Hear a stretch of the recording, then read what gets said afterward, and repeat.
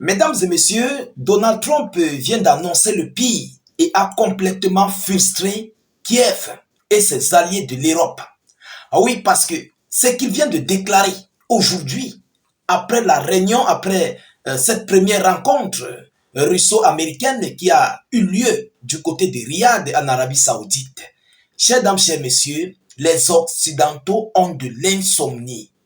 Oui, ils ont été frustrés par les déclarations que le chef d'État américain vient de relayer ou aux médias américains. Oui, évidemment, après cette rencontre à Riyad, les médias américains ils ont rencontré Trump et ont posé des multiples questions par rapport à ces débuts des négociations de paix. Mais les réponses que Trump a envoyées, chers dames, chers messieurs, non, les Occidentaux n'ont plus quoi à dire, ils ne savent plus quoi faire à l'heure actuelle. Et la situation pèse, ça pèse énormément sur eux. On dirait en fait le ciel qui est descendu sur leur tête. Permettez-moi d'entrer sur les informations officielles, ce que Trump a relayé pour que vous-même, vous puissiez mieux comprendre. Ce n'est pas moi qui le dis, mais nous allons décortiquer la chose. Parce qu'il faut qu'on décortique ça, chers dames, chers messieurs. Alors, monsieur Donald Trump, après des multiples questions face aux journalistes américains, bien sûr, il s'est prononcé. Qu'est-ce qu'il a dit? Donald Trump s'est dit plus confiant. Il se dit confiant dans la possibilité d'un accord avec la Russie. Après les discussions de Riyad, Trump se dit confiant. Je ne sais pas si vous comprenez, c'est une frustration totale des Européens. Mais il ne s'est pas arrêté là. Il est allé encore plus loin. Il a touché la chose le plus profond. Et vous savez que les Occidentaux n'ont pas besoin de ce rapprochement russo-américain. Mais encore pire, que Trump dit que lui il se sent confiant. Il a confiance et il est en fait heureux par rapport à ce qui vient de se passer du côté de Riyad. Chers dames, chers messieurs, voilà le gros cauchemar des Otaniens. Mais voyons voir ce que Trump dit en profondeur. Mais avant de continuer, s'il vous plaît, nous sommes là pour une G de communication. Vous comprenez? Nous faisons partie des panafricains engagés. Je vous prie de partager mais massivement la vidéo. Partagez massivement. Mettez beaucoup de j'aime sur cette vidéoconférence. Suffisamment de j'aime. Rassurez-vous si vous avez mis des j'aime. Si vous n'êtes pas encore abonné, abonnez-vous à nos différents canaux. Ça se trouve là sur Facebook. Vous cliquez sur le bouton suivre en bleu juste là. Et sur YouTube, ça se trouve là, en dessous. Il y a le bouton s'abonner là. Regardez bien. Vous cliquez là-dessus. Vous activez les cloches. Alors, chers dames, chers messieurs, allons-y donc dans les profondeurs. Mesdames et messieurs, Donald Trump se dit plus confiant. Plus. Il est plus confiant. Il ne se dit pas confiant, mais il est plus confiant dans la possibilité d'un accord avec la Russie après la discussion de Riyad. Donc, lui, il a confiance à 100% que cette possibilité d'accord, cette négociation d'accord, ça va aboutir. Et oui, peu importe qui est l'Ukraine ou l'Europe, peu importe, il est confiant que ça va aboutir.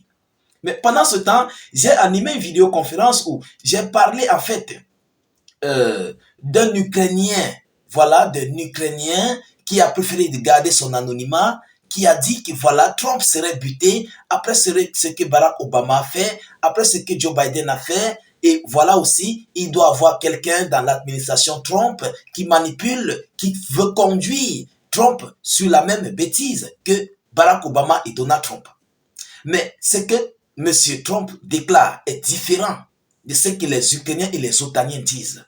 Regardons voir ce qu'il dit en bas. Mesdames et messieurs, Donald Trump s'est dit mardi, aujourd'hui mardi, davantage confiant dans la possibilité d'un accord avec Moscou. Après les discussions entre Américains et Russes, plutôt à Riyad, et a déclaré être totalement favorable à la présence en Ukraine de troupes européennes de maintien de la paix. il est totalement favorable, selon Donald Trump. Mais on sait tous que c'est impossible. Oui, on sait tous que c'est impossible. Vous comprenez? Alors, on va encore aller plus bas dans les profondeurs. Vous comprenez? Bon, mesdames et messieurs, le président américain s'est également dit dessus, il s'est dit dessus par les comportements de Kiev sur l'absence de l'Ukraine aux discussions russo-américaines en Arabie Saoudite. Alors, j'ai même émis des vidéoconférences là-dessus. Volodymyr Zelensky a tout gâté. J'ai émis des vidéoconférences là-dessus. Oui, avec ses alliés de l'Europe qui ont fait de multiples déclarations par rapport à cela.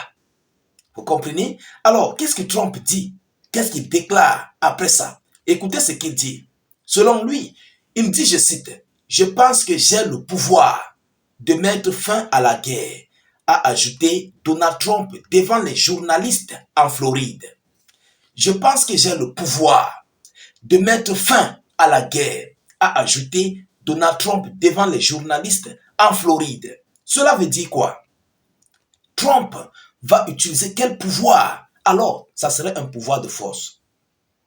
Ah oui, là, il va entrer dans un pouvoir de force automatique. C'est là où le pire est annoncé pour les Européens. Parce que il y a d'abord l'Allemagne qui est en train de vouloir faire tomber dans l'eau ces négociations de paix. Il y a la France et tous les autres alliés qui veulent le faire bouleverser ces négociations de paix. Ils veulent envoyer les soldats de paix européens, de l'Union européenne, de l'OTAN sur le sol ukrainien. Ils veulent tout gâter en fait. C'est ça leur objectif. La réunion qu'ils avaient fait hier, j'avais décortiqué là-dessus. Et je viendrai même d'ailleurs avec d'autres déclarations. Ah oui, d'autres déclarations qui ont été émises. Vous comprenez, mesdames et messieurs?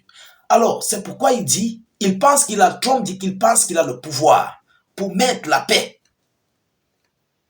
Ah oui, il a le pouvoir. Quel pouvoir? Le pouvoir de force. Même s'il faut l'utiliser, il va l'utiliser. Ah oui, mesdames et messieurs, peu importe, que ce soit un pouvoir diplomatique, que ce soit un pouvoir économique, que ce soit un pouvoir militaire, en fait, il a le pouvoir. Et il fera tout. Ce qui veut dire, il fera tout pour contrer ce que l'Occident, l'OTAN et Kiev veulent décider. Il a ce pouvoir de mettre terme à ça. Je ne sais pas si vous comprenez. C'est une mauvaise annonce pour Kiev et ses alliés. Et il faut qu'ils se préparent. Parce que nous sommes en train d'observer en fait cette réunion qui a eu lieu hier, à la présence du côté de la France, je dis, à la présence du secrétaire général de l'OTAN,